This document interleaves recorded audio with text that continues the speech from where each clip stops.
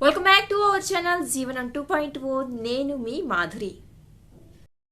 ఎప్పుడైనా మీ లైఫ్లోకి ఒక పర్సన్ని యాక్సెప్ట్ చెయ్యాలి, ఒక పర్సన్కి మీ లైఫ్లో ఒక స్పెషల్ ప్లేస్ ఇవ్వాలి, వాళ్ళని మీ లైఫ్లోకి అంగీకరించాలి, అది ఏ రిలేషన్షిప్లోకైనా అని మీరు కనుక డెసిషన్ తీసుకున్నారు అని అనుకోండి, ఖచ్చితంగా ఆ మనిషిని కంప్లీట్గా యాక్సెప్ట్ చేయండి.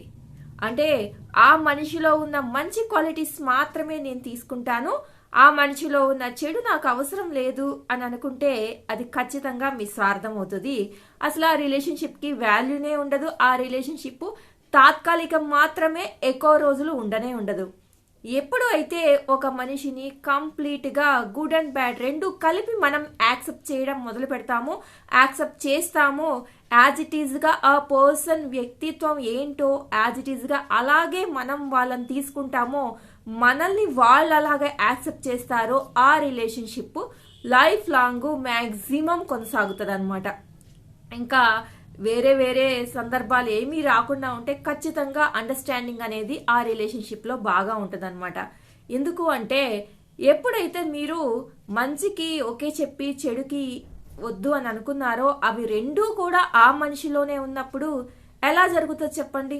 కొన్ని యాక్సెప్ట్ చేసుకొని కొన్ని వదిలిపెట్టడానికి సాధ్యపడదు కదా, అవును కదా? ఎందుకు ఇలాగ చెప్తున్నాను అంటే అసలు లోపాలు లేని మనుషులు ఉంటారా?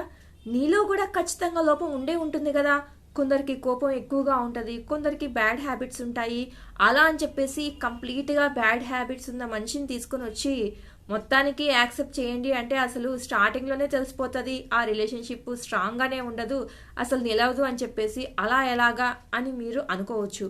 కొంతమందికి చేంజ్ చేసుకునే అలవాటు కూడా ఉంటుంది అనమాట. అది మనల్ని బట్టి కూడా ఉంటుంది. మనం ఇప్పుడు అరేంజ్డ్ మ్యారేజెస్లో చూస్తాము, వాళ్ళకి ఏమేమి ఉన్నాయి ఏంటి అనేది తెలియదు. అదే లవ్ మ్యారేజెస్లో అనుకోండి, ముందే ఒకరి గురించి ఒకరికి తెలుస్తుంది కాబట్టి అని తెలుస్తాయి అనమాట, బ్యాడ్ ఆర్ గుడ్ అనేసి. అదే అరేంజ్డ్ మ్యారేజ్లో అయితే ఏది తెలియదు, ఏది తెలియకుండానే మనం వాళ్ళని మ్యారేజ్ చేసేసుకుంటాం. కానీ వచ్చిన తర్వాత వాళ్ళలో కొన్ని బ్యాడ్ హ్యాబిట్స్ ఉన్నాయని చెప్పేసి వదిలేస్తామా? వదిలేయం కదా. మన ట్రై మనం చేస్తాం, మన 100% ఎఫర్ట్ మనం పెట్టి ఆ బ్యాడ్ హ్యాబిట్స్ని మనకు చేతనైనంత మన మంచితనంతో మార్చాలి అని ట్రై చేస్తాం అనమాట. సో అది కనుక ఖచ్చితంగా సక్సెస్ అయితే వాళ్ళ లైఫ్ చాలా హ్యాపీగా గడిచే అవకాశాలు కూడా 100కి 100% ఉంటాయన్నమాట. కాబట్టి రిలేషన్షిప్ ఒక ఏదైనా స్టార్ట్ చేసేటప్పుడు అసలు మనం సెలెక్ట్ చేసుకునేటప్పుడే ఉంటుంది కదా. సెలెక్ట్ చేసుకునేటప్పుడు నీకు తెలిసే సెలెక్ట్ చేసుకున్నావని అర్థం కదా. తెలిసి తెలియకుండా రోడ్డును పోయేవారిని అయితే సెలెక్ట్ చేసుకోవు కదా.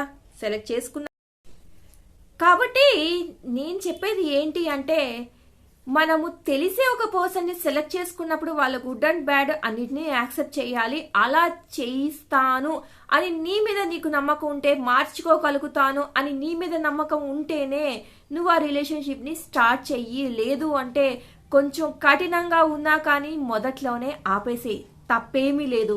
నిండా మునిగినాక అయ్యో మునిగిపోయానే అని చెప్పేసి అనుకోవటం కంటే, లేదంటే చేతులు కాలేక ఆకులు పట్టుకోవడం అని అంటారు కదా, అలా జరగడం కంటే ముందే తెలుసుకొని అక్కడితోని స్టార్టింగ్లోనే నాకు సెట్ కాదు అని చెప్పేసి వదిలేసుకోవడం చాలా బెటర్ కదా. నేను చెప్పేది అదనమాట. యాక్సెప్ట్ చేస్తే కంప్లీట్గా ఒక పర్సన్ని without any filter you can accept, otherwise live it, అంతే. అంతేకాని సగం సగంగా యాక్సెప్ట్ చేసి నేను ఆ రోజు ఆ విషయంలో నిన్ను ఆ బిహేవియర్ చూశాను కాబట్టి యాక్సెప్ట్ చేశాను, ఇలా అని తెలుసుంటే నేను యాక్సెప్ట్ చేసేదాన్ని కాదు, ఇలాంటివన్నీ తర్వాత ఎన్ని మాట్లాడుకున్నా కానీ వేస్ట్, శుద్ధ వేస్ట్ అనమాట. కాబట్టి ఒక రిలేషన్షిప్లోకి వెళ్ళే ముందరే నువ్వు జాగ్రత్త పడు. ఓకే, ఇదండి ఈరోజు వీడియో కనుక నచ్చితే లైక్ చేయడం మర్చిపోవద్దు. మరిన్ని ఇలాంటి వీడియోస్ కోసం వెంటనే ఛానల్ సబ్స్క్రైబ్ చేసుకొని పక్కనే ఉన్న బెల్ ఐకాన్ కూడా ప్రెస్ చేసేయండి.